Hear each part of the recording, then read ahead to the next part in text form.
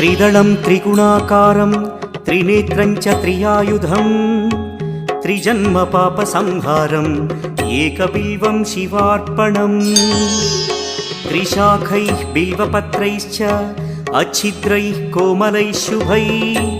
तव पूजां करिष्यामि एकबिल्वं शिवार्पणम् कोटिकन्या महादानं तिलपर्वतकोटयः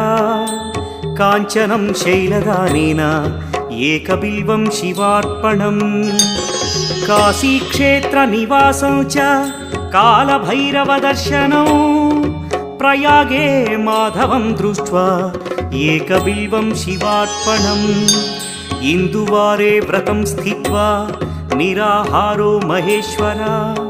नक्तं हौष्यामि देवेश एकबिल्वं शिवार्पणम् रामलिङ्गप्रतिष्ठा